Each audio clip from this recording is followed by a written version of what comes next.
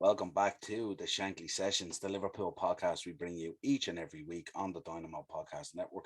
Head over to YouTube, smash that subscribe and bell notification button. Audio versions of the show are available through Spotify, Podbean, iTunes, wherever you pick up audio versions of the show, you will find us there as part of the podcast. What a week it's been for Liverpool. Great win against Leeds there last weekend. Moving into a huge game against AC Milan there during the week. Absolutely brilliant game again. What a nail biter. I was over there to witness it firsthand. Absolutely brilliant. We'll talk about it during the show. But let's kick off. Lots of news to get through from a club and a player point of view. Plenty to talk about today. The first thing we need to touch on probably is the club's YouTube channel has smashed through the 6 million subscribers barrier. So absolutely fantastic news there that the club is still growing exponentially on all its social media channels and stuff like that, which is absolutely fantastic. Let's get in and talk about the game. Liverpool 3, AC Milan 2. Absolutely belter of a game. As I said, I was over there. You've seen all the videos we released at this stage. There's not much more I can add to it except that the crowd were exceptional. The players played great. It was nice to see some changes in there. Nice to see Origi back in the team getting a bit of a run. Unfortunately, with the injury and had to be subbed off. But really pushes us on now to the weekend. Now, big game against Crystal Palace. Need to get the 3 points at home from that and then move on into the Norwich game. And then a couple of really big games coming up after that. So, yeah, big game today against Crystal Palace. Fantastic game on Wednesday against AC Milan. Um, so yeah, let's keep this winning streak going and let's keep it all pumping ahead, as they say. Just to let you know, the club shop has released its autumn range. Seeing some of the stuff when I was over there in the club store there on Wednesday. Some fantastic stuff there. Some beautiful like sleeveless gilet jackets and hoodies and sweatshirts and stuff like that. Some really cool new designs. Really, really nice. So check that out if you get a minute. See what you think. Liverpool has introduced the sunflower friendly. They're recognised now as a sunflower friendly club. Sunflower is the hidden disability sunflower lanyard scheme. It's a lanyard that people can wear if they have a hidden disability, if you like, because obviously not all disabilities are visible. And Liverpool is embracing this now as part of their Red Together program and supports the club ambition to improve and experience um improve the experience, I should say, for all supporters and visitors coming to matches and stuff like that. So check that out. Keep an eye out for that. If you do see someone with a lanyard wearing those sunflower lanyards, be aware that there is a hidden disability there. Um, and give them your full support. Liverpool during the week there in the AXA Training Centre paid tribute to Mohamed Salah. Well, of course they did. On reaching 100 goals for Liverpool, they presented him with a 100 goals jersey, and they all took big squad pictures and stuff like that. So it was fantastic to see that they're recognising 100 goals for Liverpool. What a player he is! Absolutely pivotal to our success. If anyone from the club is listening, pay him what he wants. We can't afford to lose that guy, no matter what. Exceptional talent, was fantastic on Wednesday. Um, Interesting little dynamic that I touched on with Dean. We just dropped a Crystal Palace preview, and one of the things I spoke about was that we seem to be finding a number of goals from different areas this year, not just from the front three, with Fabinho chiming in, Jordan the other night, of course, chiming in. But there seems to be a move in the midfield now to push on forward instead of being workman like to actually deliver some end product as well. And it's nice to see those guys joining the attacking numbers and stuff like that, with Fabinho being the anchor, but obviously Jordan pushing more forward. And Naby Keita the other night was really, really good as well. Unlucky himself not to get an opportunity to score one or two goals. So it's great to see that there's a kind of a new dynamic in that midfield where players want to push forward and actually assist the front three and getting some goals and stuff like that. And I wonder, has Jurgen had a different mindset in terms of talking to the midfield and his expectation of it, that like the goals can't be weighted just on the front three, that we need delivery from the midfield to chime in to get us more goals. So noticed that very much the other night in the AC Milan game, the midfield was pushing on constantly all the time, always around the edge of the box, available for a pass or a bit of triangle play and stuff like that, and always trying to play each other in and stuff like that.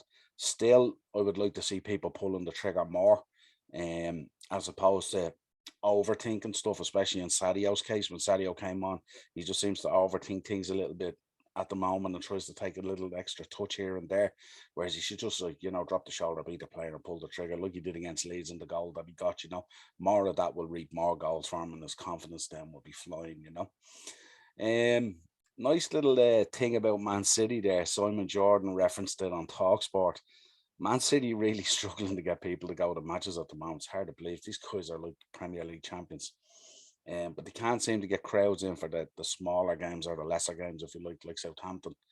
And they're giving tickets away for these games at the moment. And Simon Jordan made a comment on Talksport that it was kind of like it's big club mentality and stuff like that. That it's absolutely shocking that they're doing it. That like Liverpool would never do that, and Man United would never do that. And so true it is. But just nice little dynamic there where he was referencing ourselves and Man United and Man City literally having to give tickets away to their Premier League games. You nearly have to donate a limb to get a ticket for United or Liverpool these days. Let's get into some player watch here. Obviously, we know the injury to Harvey Elliott. At first feared, it looked like it could be an absolute smashed ankle and a career-ending injury, but it turned out there was a slight fracture and a dislocation, which is good news. He underwent successful surgery there the other day, came out of that surgery. They haven't put a time frame yet on his return, but the talk is that we could see him at the latter half of the season again. But all our wishes and well wishes are with him in terms of his recovery and his road back to playing. He was absolutely outstanding at the start of the season, slotted into the team, absolutely brilliant.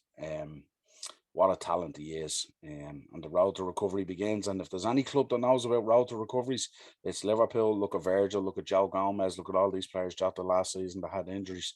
Harvey's now one of those guys that has injuries, and he'll have the full support of the fan base and the club in his road to recovery. And no doubt he'll come back a better, stronger, more physical player. So really looking forward to seeing when he returns and stuff like that. Very sad to see that his season sort of ended so quickly in terms of how much he was given to the team. Firmino, still out injured, won't make the Crystal Palace game.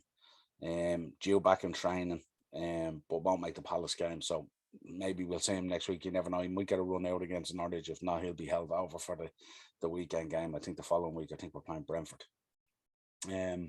Lee Jonas, young lad, 17-year-old defender who's been with the club since the under 12s, came in the club from Everton, which is always a good choice in our minds. Has signed his first professional contract. Looks like a proper baller, this lad, you know what I mean? So absolutely delighted from another young lad coming through the ranks there. So great to see it. So best of luck to Lee Jonas as his professional football career actually begins to take off. So fantastic. Klopp came out the other day talking about the win about AC Milan, and mainly what he was saying was basically it shows the strength of the group. That was such a good game, and yet Milan were the fourth pick in the group. So it just goes to show the task that we have ahead with some huge matches coming up against the likes of Porto and Atletico and stuff like that. And of course, the return leg against AC Milan and the San Siro will absolutely be huge. I heard some of our rivals, of course, downplaying the fact that it's not the AC Milan and it's not this, that, and the other. But we had to remind them that AC Milan at the moment is joint top of Serie A, only behind Roma. With Jose Mourinho there at the moment. And they've won their first 3 games and won them well. And they only came off the back of a good win against Lazio before they faced us at Anfield. So I wouldn't, and they had a very good season last season. It only pittered away when Zlatan went out with that injury. So I wouldn't be downplaying AC Milan in any way, shape, or form. AC Milan are a very, very good team. It's just Liverpool the other night were so dominant and they were levels above them. And it just goes to show where we are in comparison to European football. So great to see it.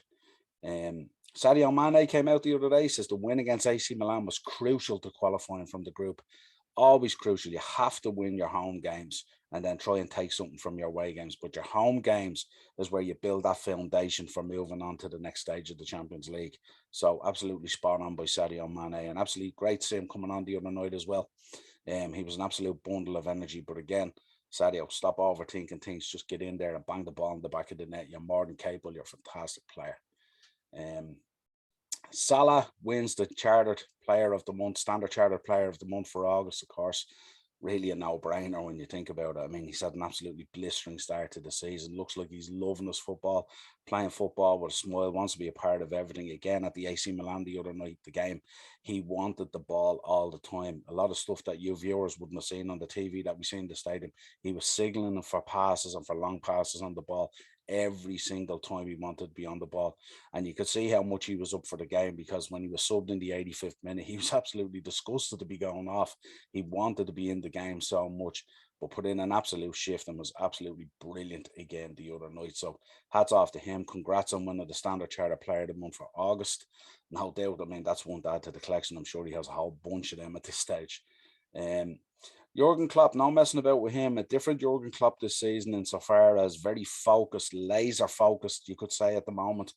Um, just pushes on. And when asked about AC Milan, stuff like that, he says the focus now switches back to the Premier League. So he's keeping the team grounded. It's one game at a time, but very focused on what the task is ahead, and no messing about with any nonsense or anything like that. Seems to be a much more calmer Jurgen Klopp this season as well. He's not getting caught up in any sort of too much sort of rubbish or hearsay and stuff like that. Just, he was asked to comment yesterday in the press conference about Salah's contract, and he says nothing to report. It's nothing to do with me. All I can tell you is that he's fit, he's playing well, and he's doing great. And that's the way it should be for the coach. Let the business people take care of the business side, and let Jurgen focus on the team and the players and getting those crucial wins. As always, thanks for tuning in. If you want to drop your comments down in the video, you can let us know your thoughts on Liverpool. If there's anything we missed or anything you want to chat about, you can hit us up, of course, on Facebook and Instagram, the upper tier. We're on Twitter at Sessions Shankly. Obviously, the videos are on YouTube, Dynamo Podcast Network. Head over there, drop a like on all these videos, and obviously subscribe, share, hit the bell notification, all the usual stuff. And if you want audio versions of the show, of course, head over there. They're all streamed through Anchor, through the various different mediums. So you get Spotify, Podbean, iTunes, wherever you pick up audio versions of the show. This has been this week's Shankly Sessions. Look forward to seeing you next week. Come on, you red men. 3 points against Crystal Palace. That's what we want. Top of the table. Let's do this.